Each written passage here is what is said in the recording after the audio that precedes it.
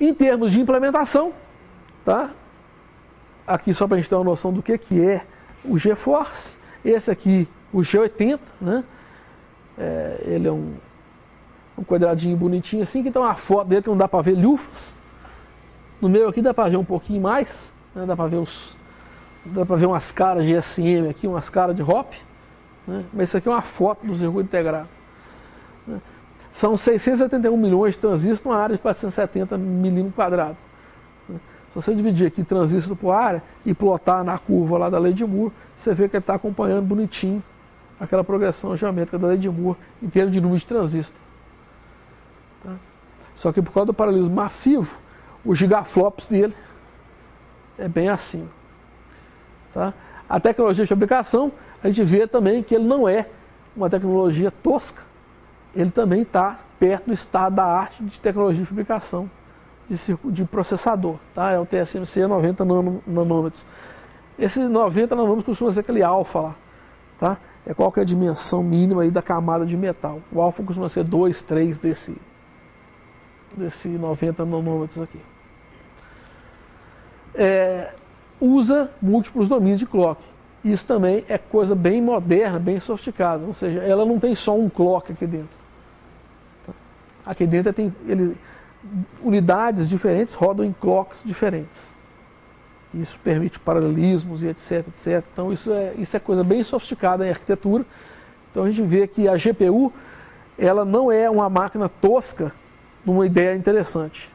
Ela é uma ideia interessante e também é uma máquina boa. Então mesmo que ela não fosse uma ideia interessante, ela seria uma boa CPU. Tá?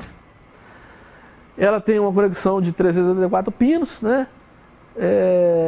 Ligada em 768 MB de memória DDR tal, que dá uma capacidade de 104 GB por segundo de bandwidth, com um clock de 1.08. Então esse é o clock do barramento com a memória. Tá? E a potência de operação dela é 150 watts. Isso aqui é quase a potência do PC inteiro. Tá? O resto inteiro também gasta 150 watts. Isso inclui HD, as coisas todas funcionais por aqui também. E isso aqui é G80, né? Hoje em dia a gente está tendo que comprar a fonte 1000 watts para poder funcionar uma máquina dessas aí. A arquitetura da G80, ela é uma arquitetura que é baseada em arquitetura de processador, tá certo? Então ela é um processador que foi construído para fazer gráfico, enquanto as outras, ela era baseada no pipeline gráfico, ou seja, o pipeline gráfico, eu quero implementar o pipeline gráfico. Essa aqui não, eu quero fazer um processador que vai rodar o pipeline gráfico bem. É diferente. Tá? Ele tem um número escalável de cores, então eu posso colocar quantos cores eu quiser, eu não, né? A NVIDIA pode colocar quantos cores ele quiser na arquitetura deles. Ela tem uma capacidade de 576 gigaflops por segundo, considerando que eu vou estar usando todos os SPs, etc, etc, etc, numa frequência de 1.5 gigaflops. E nesses flops aqui são operações escalares. Tem um detalhe que no outro lá era flops, mas também os caras já faziam conversão eles já multiplicavam tudo por 4 lá, porque era vetor de 4 elementos, então já era tudo multiplicado por 4 no deles lá também. 516 gigaflops, a turma da meu atom fica doidinho. Né? Quer dizer que se eu tenho que fazer 576 trilhões de operações, eu vou gastar 1 segundo? Se você conseguir fazer tudo operar ao mesmo tempo. Aqui vem um outro negócio. Ele tem uma multithread de hardware de 12.278 threads. Aqui, se a gente pensar, são 768 threads por SM, vezes 8 SMs. Dá isso aqui de threads de hardware. Né?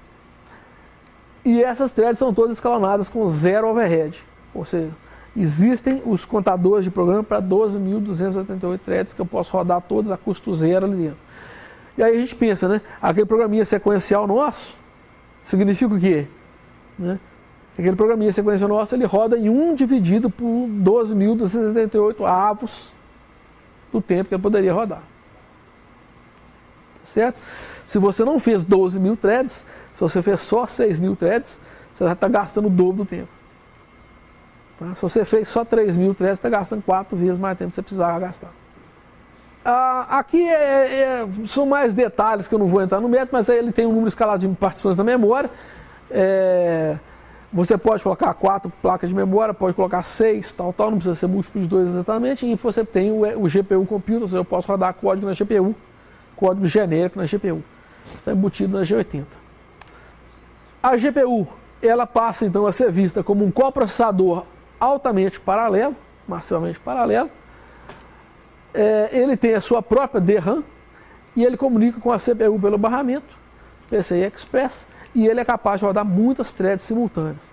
Então agora nós temos essa máquina minha aqui, ela na verdade, ela tem os 4 cores dela, da CPU dela, e tem mais uma cacetada de cores lá dentro da GPU, e uma CPU está falando pelo barramento PCI Express. Se eu for esperto e quiser usar espertamente, eu vou copiar a coisa do PCI Express para a memória lá da GPU e vou rodar tudo ao mesmo tempo.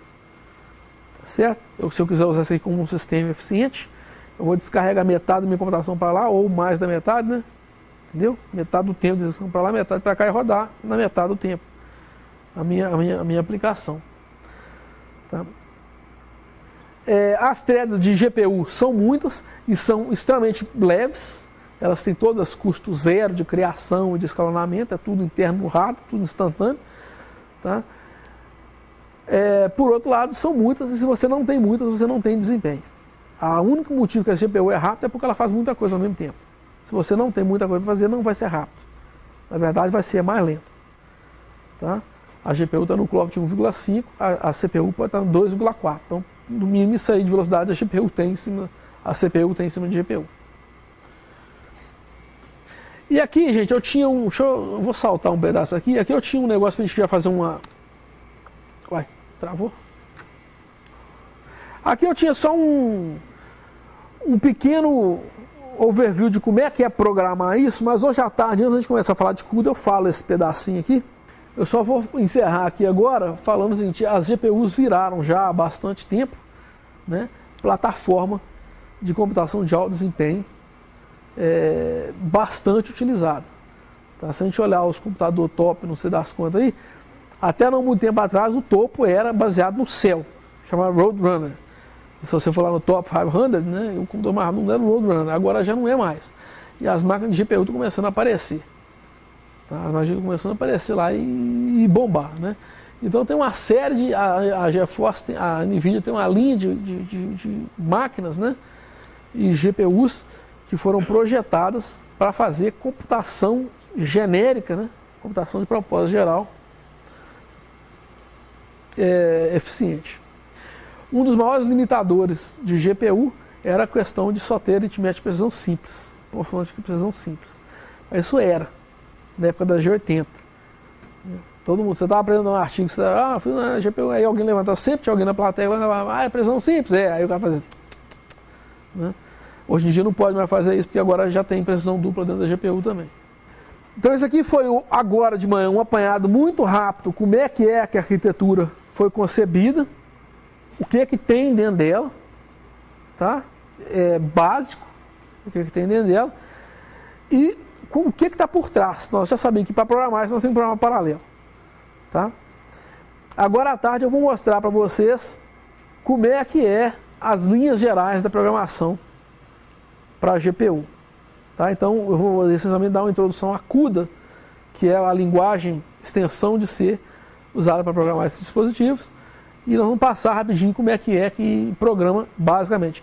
Parece que na segunda-feira o Fernando, que então vai dar um curso aqui sobre otimização de compiladores, aí ele vai estar sendo mais específico. Eu vou fazer certos comentários aqui sobre isso aqui é um problema, se acontecer isso vai dar erro, e o Fernando vai mostrar como é que ele está lidando com esses erros no compilador, tá? Para evitar essas coisas. Perguntas, gente? Então vamos embora para casa, a gente conta aqui 3 horas, né?